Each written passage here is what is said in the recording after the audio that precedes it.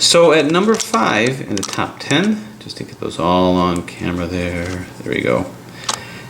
At number 5 would be another transformation, and this is made by Ben Streeter. Now I was always a fan of transformations. So starting off with the Mega Minx, we had this hexaminx. A hexaminx is a minx puzzle, but that's a hexagonal puzzle that has 6 sides. From here, there's also a Giga hexaminx. There's a Master killohexaminx, and also a kilohexaminx as well. But the highest version of this is this bad boy over here. This is the teraminx. Well, it's actually not it's a terahexaminx. So this is a teraminx transformed into a cube. Into a hexaminx puzzle. This was designed by Ben Streeter at actually my request. I had contacted him and said, you know, Ben, I really enjoy these tetraminxes, these hexaminxes. Can you make one out of a kilominx? He said, sure, and he did it. Then I said, can you make it out of a master kilominx? He said, no problem.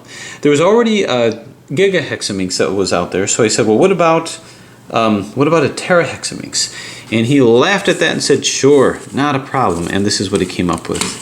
So, again, very smooth moving here. So obviously I really enjoy transformations. This is, again, one of those puzzles that I hesitate to scramble, not because I think that it's going to be too hard, but just because I don't want to cause any issues with fragility. So if I were to do a shape-shifting move here, I'm going to see if I can't line things up. Aha, okay. So it is very smooth moving. You can see the limitations were only my ability to line it up. But you can see how in a scrambled state, just how incredible this is going to look. So all these different layers. And like I say, as long as it lines up, it moves very well. A little bit of snagging, but that's not unexpected. Now I'm going to try to get this back into configuration here. So this kind of gives you a little example of what this would look like if scrambled. This matches up to here. But these I treat more like jewels, like gems, as opposed to something to just quickly try to solve. If so motivated, I'm happy to attempt to do a solve and scramble of it, but you can see just how complex looking this is. It's not just complex looking, it is complex. Again, I don't anticipate the solve to be particularly difficult, given the fact that it's a transformation of a known kind of a puzzle out there, but it's just the look of it. More checks on the stability here. Oh yeah. Very nice. Now I do have examples of Ben's other puzzles, all of his other cubic transformations of dodecahedrons.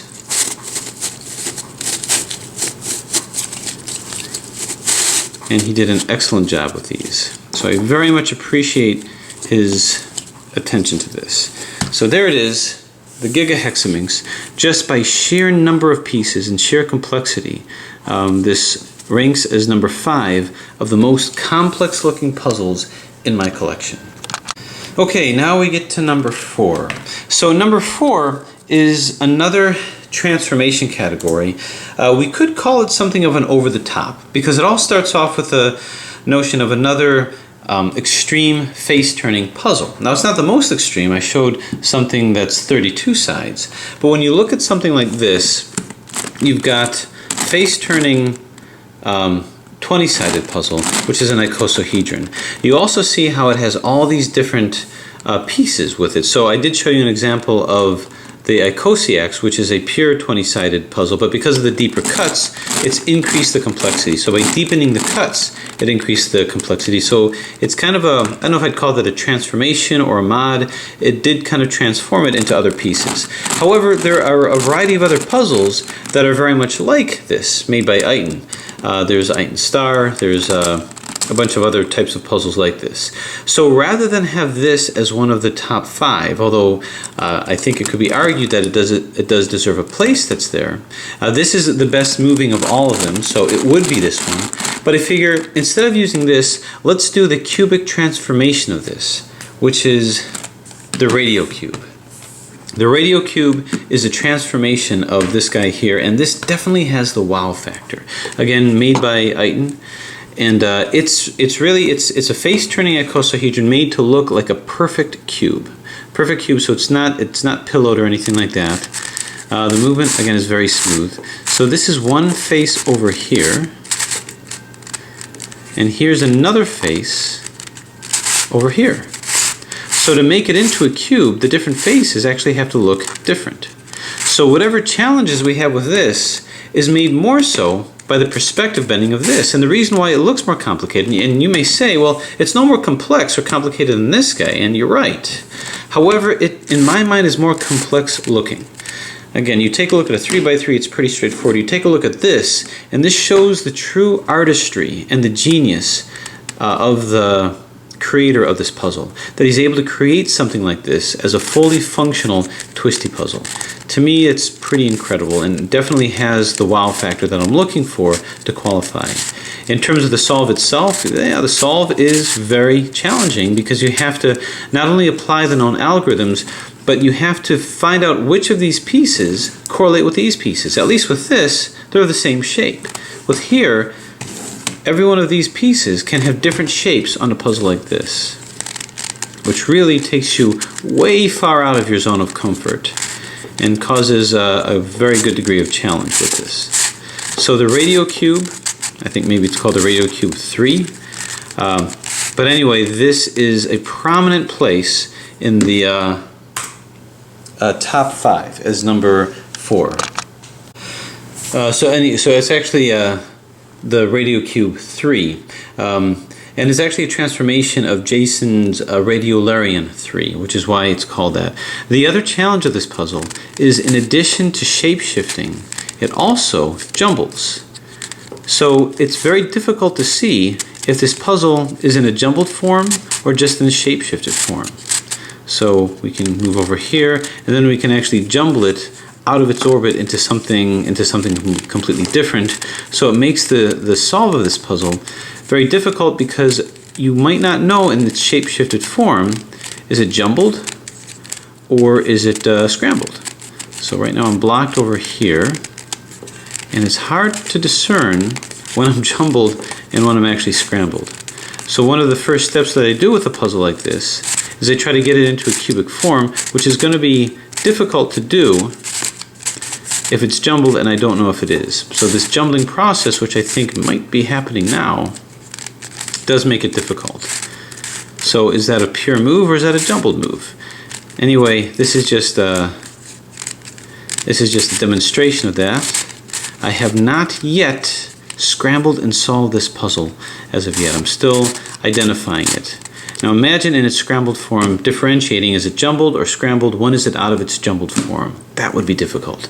And there it is as a prominent place as number one of my most complex looking puzzles. Well, this next one is something that is very close to my heart. It's one of my absolute favorite puzzles, and will probably be in something of a top 10 favorite puzzles, but in terms of the top 10 of the most complex looking puzzle is one that has the characteristics of multiplicity, in this case a sequential solve, and that would be this guy over here.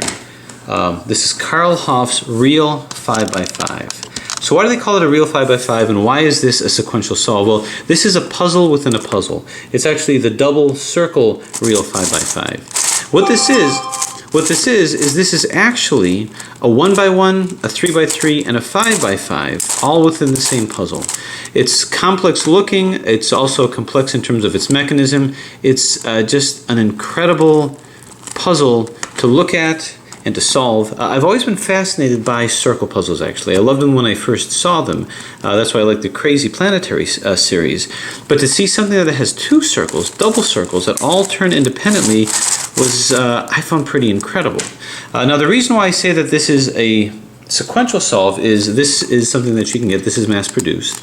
This is an example of a 2x2 surrounded by a 4x4. So this is a 2x2 and a 4x4 in one. But it's not a true hybrid. It's not a hybrid because you scramble the inner 2x2 separately, and then you scramble the 4x4 supercube separately. Now the side, these are not the centers of the 4x4, these are the centers of the 4x4, these little pieces over here. So you can scramble the 2x2, you solve the 2x2 portion of it, and then you solve the 4x4 portion of it by putting in your centers, reducing those, and then reducing the edges. So what Karl Hoff brilliantly did is he extended that to a 5x5 where he needed a double circle, where you've got the 1x1 over here, you know, obviously that's like the core. Then you've got the 3x3. The 3x3 are these guys here. So you've got the edges, and this will be in, so on one side this is edge, edge, edge, edge, and these are corners, corner, corner, corner, corner, and that's exactly how they move. So if I just move this part over here, I'm just moving the 3x3. Now, not only that, but it's a 3x3 supercube. Why is that? Because of these little stickers on the inside. These stickers on the inside make it to where the center or the edges have to have a specific orientation. I can't just put different edges in different configurations. So in that, it's just like a 3x3. And now the 5x5 portion of it is you've got the centers of the 5x5. You've got two centers of a 5x5. So you have to reduce it like a 5x5, and then you've got the corners of a 5x5. So not only do you solve the 3x3, but you do a 5x5 in all of its reductive glory. So it's all of them at the same time. And it's a very fun, smooth-moving puzzle as well. And like I say, it's been one of my favorite puzzles to showcase, to demonstrate, and also to solve. And I always look for excuses to bring this out. My hope is that someday this gets mass-produced, because then I'm sure I'll get a lot of questions on it, and that means giving me a lot of excuses to bring this out. So Karl Hoff, congratulations. I'm waiting very patiently for your real 6x6, which, by the way, does exist by Oscar van Deventer. There is something that exists out there, but I like the aesthetics of the double circle. To me, that has the complex looking component that I would be looking for. So I'm looking for the double circle real 6x6. But in the meantime, here's the double circle real 5x5. See if I can get the inner circle moving by itself. That looks pretty cool. It almost looks like planets orbiting a sun. Anyway, so there you have it. One of my absolute favorite puzzles in terms of its complexity. On the most complex looking puzzles, complex looking twisty puzzles, and it's a multiplicity type puzzle of a sequential solve. So number 2 in terms of the complex looking puzzle. Now again, number 2 does not necessarily have an internal structure that's more complex. It just looks more complex. Again, when people look at it, it's all part of this wow factor that I'm talking about. So the next one is made by William Kretschmer, and this is considered another multiplicity type puzzle, but this one is going to be a hybrid puzzle, and that's going to be this guy over here. So this is the rhombic trichedron. Rhombic trichedron. When you look at it, it just looks incredible. It's got all of these different sides to it, all these different layers to it. So there's definitely a wow factor with this. Now this is a hybrid puzzle, so you can turn it along. You can turn it along this top axis here, and I've got to line it up pretty well before I can get it to turn. Now let's move it over here. So you can turn it along this axis over here, where you have the long pedal axis, but you can also turn it across these short pedal axes over here. So it has the look of a Rex puzzle, but in reality, this is a hybrid puzzle. Now these long axis areas have 12 layers. So that is just like a face-turning dodecahedron. So I've got 1, 2, 3, 4, 5, 6, 7, 8, 9, 10, 11, 12 on the other side. So 12 layers over here. So in that way, I could scramble it like this, and just have like a megaminx kind of a solve, where this whole thing collectively is the center, and these tiny little ones over here are edges only. So it's like an edges only megaminx. But in addition, let's get this lined up here. There we go.